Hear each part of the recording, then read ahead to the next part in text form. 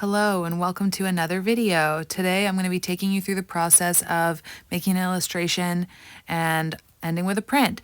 And today I'm going to be using this cream drawing paper from Canson. It's 14 by 17 inches, which is quite large for me. I know some people work on big stuff, but this is big for me.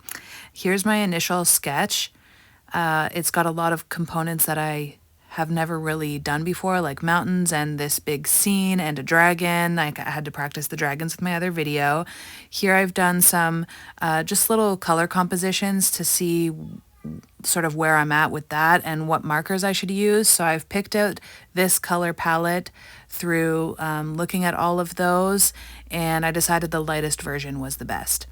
And now I'm using some vellum paper, also Canson. I just had picked this up somewhere when I went to the States to an art store, and I just like to use it for bigger spaces because it's very flat, so it works really well just as like something to have underneath the paper so the marker doesn't bleed through to the other side.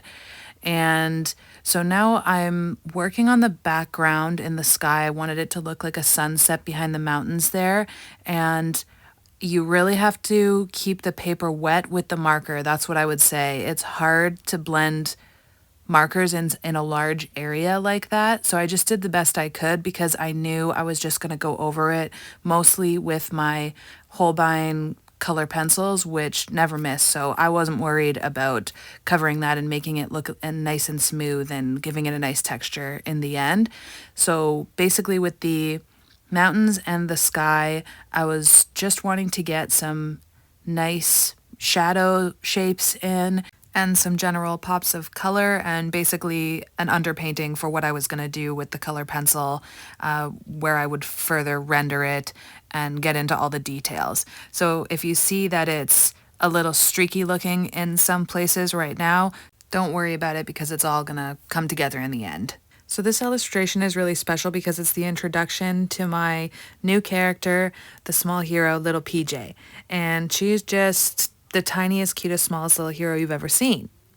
And you don't ever have to worry about her being in too much trouble. She's always going to come out on top. She knows what to do. She's calm and collected, and she's tiny, and she's cute. And that's essentially that's her deal.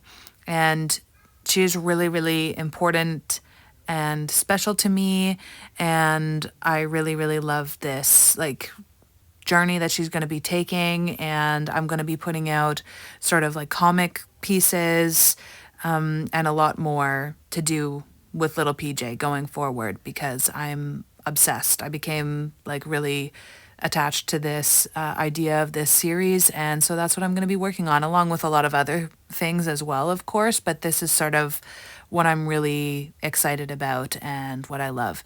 And I think it will be really good because it offers a lot of opportunity for her to be on a bunch of different adventures, which will include a bunch of cool scenes, a lot of different types of illustrations, as well as some creepy monsters and things for her to fight. And I already have a lot of ideas and quite a few sketches drawn out already for some places she's already been. So I can't wait to show you them, and I hope that you like them. So that being said, this is the big illustration that I was talking about in my previous video, the dragon video, where I was trying to figure out like what does their stomachs look like, what does the scales look like, and I did struggle just getting it just right the way that I wanted it to look with this one because I felt like there was a lot of pressure because I was really excited about it to turn out well. And this is a lot bigger than I'm used to working with. Normally I work on kind of a smaller scale, like a smaller paper, and I do a little bit smaller illustrations. So it was just like a lot of space to fill for me that I'm not really used to. So I was sort of thinking about the scales and like on the body as well. And I like how I ended up doing it, but it was a real struggle to get through because I was just really wanting it to turn out exactly the way I wanted to. And I was so excited about it. So that's okay. Sometimes you got to work hard for it. And it did take me a really long time. I think this whole illustration probably took me about 14 hours, I would say, for the coloring process, not with the sketch. And that's a pretty long time for me, but it ended up being all worth it because I like how it turned out. And sometimes I guess it just takes a long time to do stuff.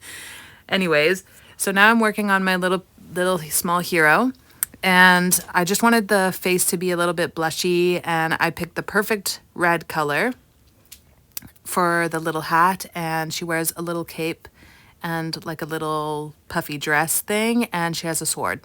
So she's basically just sort of checking what's going on here, just making sure that the job was done, if you know what I'm saying. And I had to keep my pencil super, super sharp for this because it's actually, I don't know if you can tell from like the size of my thumb there, but it's a really tiny, even though the drawing is so big, she was still very small. And here I am doing the scales as I was talking about before. And I started with a lighter green. I think it's called lime green from Prismacolor. And then I went over with a darker color just to show where the shadows were and give some more rendering and detail on the rest of the scales. I really enjoyed doing this part. And I also took a very light cream ivory color to highlight the tops of the scale so that they look 3D, and just adding as much detail as possible. Basically just finishing up and adding a little bit of fog into the mountains there, like a little bit of distance. And then I signed it, and I made this into a print, and I'll spare you the details on that because I'm no expert at editing photos. It takes me a long time because I just really want it to look perfect and just a really nice clean print that looks like my drawing. So it's hard for me to do, so you don't want to see that. It's a very tedious process, but here's what the print looks like, and it will be available on my website when this video comes out. And thank you so much for watching. See you next time. Bye.